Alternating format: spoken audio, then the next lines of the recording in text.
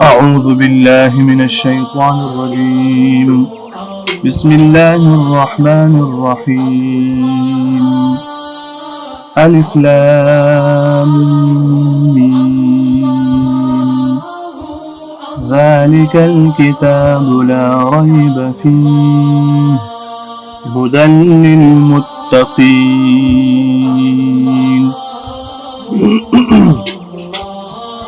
عزتمندو دې سورت نامه ده سورة البقره.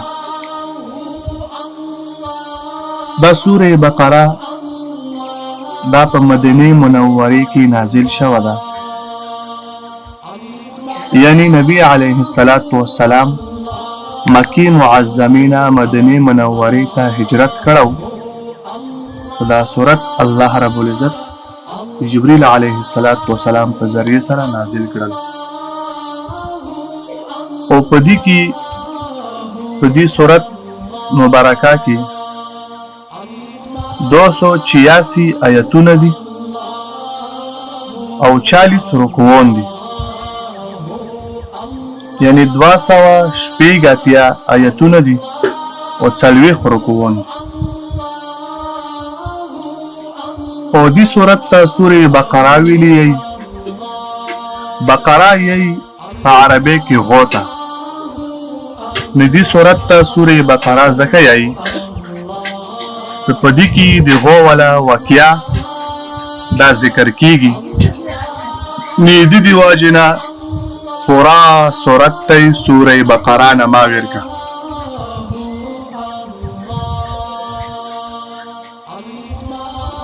او حدیث کې ایدی ډیر فضیلت هم بیان شوه ده. نبی علیه السلام فرمایي چې کوم کور کې سوره بقره تلاوت کولی شي افور نه به شیطانون تختی. او بعض علماء په نسبت باندې هغه دا خبره کوي، لکه تفسیر ابن کثیر دا خبره لیکلې ده چې په دې کې 1000 آیتونه داغه خبر ولري،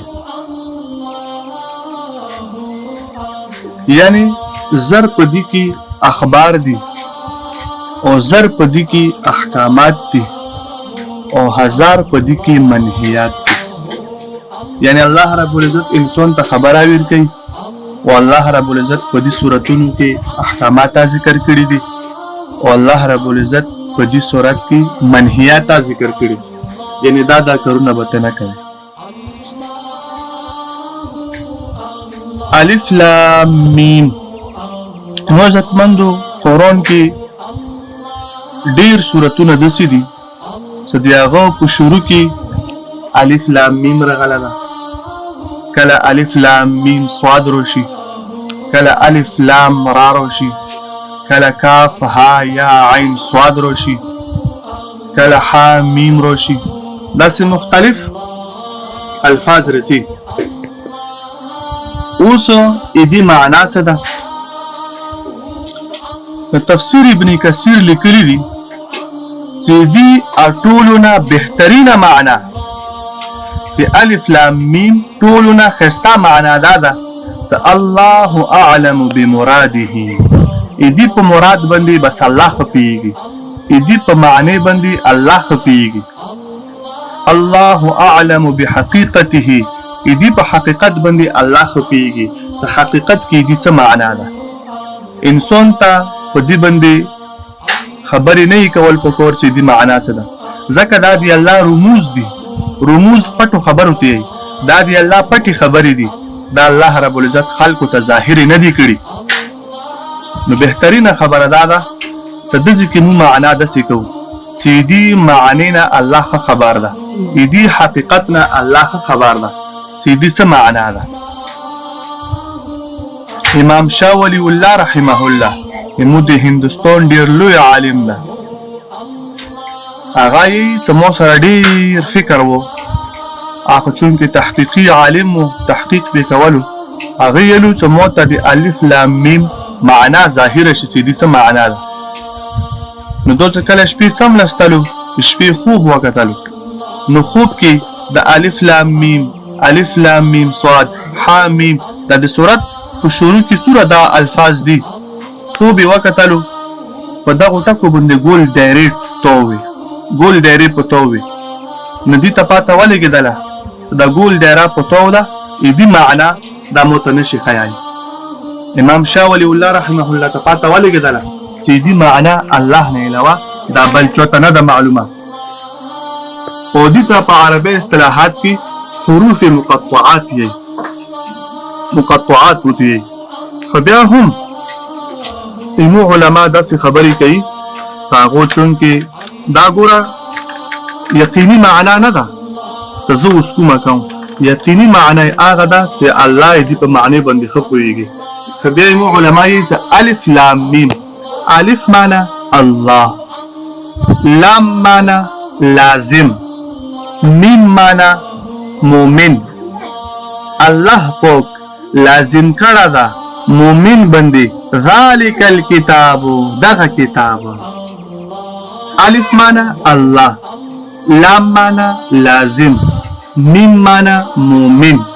الله پاک لازم کړه ده مومن باندې ذالک الکتاب دغه کتاب. یعنی دی کتاب نه علاوه به مسلمان بل طرف ته نه ځي. مسلمان ته په دې کتاب باندې عمل کول دا لازم دي. ذالک الکتاب دغه کتاب. کتاب نه مراد قرآن مجید ده. الله ګوره د قرآن په شروع کې دا خبره وکړه چې ګوره دا کتاب څه کوم ده، دا قرآن لا ریب نشته شک شبه. ریب معنا شک شبه. په دې قرآن کې شک نشته، په دې قرآن کې شبهه نشته، په دې قرآن کې غلطي نشته. فيه په دې قرآن کې ذالک الکتاب دغه کتاب. کتاب نه مراد ګوره قرآن ده. دا قرآن لا ریب نشته شک شبه فيه په دې قرآن کې هدن دا قرآن هدایت ده، دا قرآن رهنمایی ده، دا قرآن خالیار ده. هدن دا هدایت ده چا دی پارا للمتقین، متقین خلقو دی پارا. ګوره قرآن کله کله الله بار یایي چې هدن للناس دا قرآن د خلقو دی پارا هدایت ده. داسې کې الله یایي چې للمتقین د متقین خلقو دی پارا هدایت ده. نو دې نه دا معلومیږي چې قرآن دا خو فی نفسه د هر چا دی پارا هدایت ده، خو فایده بونه هغه خلق خلی، هدایت بونه هغه خلق حاصلوي چې هغو په زړه کې د ایمان رڼایي وي، چې هغو په زړه کې الله نه ډور وي، چې هغو په زړه کې الله سره محبت وي. قرآن د هغو خلقو دپاره هدایت ده چې هغو په زړه کې ګمراهي نه وي، د هغو په زړونو کې د هدایت طلب وي. بیا به الله رب العزت هغو خلقو ته هدایت نصیب کوي. متقین خلق هغه دي ګوره مخکې آیتونو کې تیر شو چې هغه په سیده لارې باندې روان وي، اهدنا الصراط والمستقیم لارې باندې چوک روان وي. قرآن دا د هغو خلقو دپاره هدایت ده. ګوره قرآن خو د نبي علیه السلام په زمانې کې و، خو د ابو جهل په زړه باندې اثر نه کولو. ابو جهل په زړه کې قرآن نه زیدلو، قرآن باندې عمل نه کولو. ابو لهب قرآن باندې عمل نه کولو. عتبه، شیبه، ولید دا قرآن باندې عمل نه کولو. ویلي هغو په زړونو کې د ایمان رڼایي نه وه، هغو په زړونو کې ایمان نه و، هغو په سیده لارې باندې نه و روان. صحابه کرامو په زړونو کې ایمان و، صحابه په سیده لارې باندې روان وو. الله رب العزت هغو خلکو ته هدایت نصیب کړو. نو دا قرآن د متقینو خلکو دپاره هدایت ده. متقي اخته یی دا قدم په قدم الله نه ډریږي، د هغه په زړه کې ډور وي، الله نه ډریږي. کوم خلک الله نه ډریږي د هغې بیا ګناه باندې برک لایي. څوک دې نه ډریږي چې زه به قیامت په ورځې الله ته مخامخ کېږم. الله خپله فرمایي ولمن خاف مقام ربه جنتان. کوم خلک په دنیا کې مو نه وډر شولو چې زه به قیامت په ورځې الله ته مخامخ ودارم. مو ملکوت نه په دنیا کې وډر شولو جنتان، الله یې زه به دوه جنتونه وي. کله تو الله مخ ته وي بیا تو نه ګناه نه کېږي. تقوا دې ته یایي چې تو که تنهایی کې بیا ګناه نه کوي او که په محفلونو مجلسونو کې بیا ګناه نه کوي. که تو تنهایی، که تو خلوت او جلوت دا یو شی وي بیا تو نه ګناه نه کېږي. دا قرآن دا هدایت ده د متقینو خلکو دپاره. الذين آغا خالق يؤمنون څه ایمان راوړه ده بالغیب په غیب باندې. ګورم ایمان څه ته یی؟ یؤمنون څه ایمان راوړه ده. یو دا ایمان، یو دا اسلام. ایمان دا مطلب ده التصديق بما جاء النبي صلى الله عليه وسلم. رسول الله صلی الله علیه وسلم کوم څه متروړي دي هغه باندې تصدیق کول، هغه منل. لکه رسول الله صلی الله علیه وسلم ویلي دي چې جنت ته، جهنم ده، فرشتي دي، عذاب ده، پل صراط ته، الله سره ملاقات ته، دا ټول موږ څه نه کتلي. موږ په دغه باندې غیبي ایمان ده. غیبي ایمان یعنی د چا په خبره باندې پورا یقین کولو نه ما دا ایمان ده. یو دا اسلام. ایمان تعلق دا ظاهر سره ده، د اسلام تعلق دا باطن سره ده. اسلام څه قبلوي؟ نه باطنی. ایمان سره وړي ظاهری. ایمان نه بغیر اسلام نه د قبول، اسلام نه بغیر ایمان نه د قبول. یعنی دا دوا ضروری دي. اوس که یو کس ظاهری ایمان راوړه ده، ظاهری کلمه یی ظاهری یی چې زه مسلمان یم، مؤمن یم، او زړه کې مسلمان نه وي، عقیده د مسلمانانو نه وي، زړه کې کفر وي، نه دا سړی منافق ده. چې په زړه یو شی وي او په خولې بل شی وي، دا منافق ده. دا د منافق علامه ده. مسلمان اختی چې په ظاهره مسلمان وي او په باطنه مسلمان وي. د منافقینو باره کې الله یې چې ان المنافقین فی الدرک الاسفل من النار، منافقین به د جهنم په لاندې کندې کې منافقین.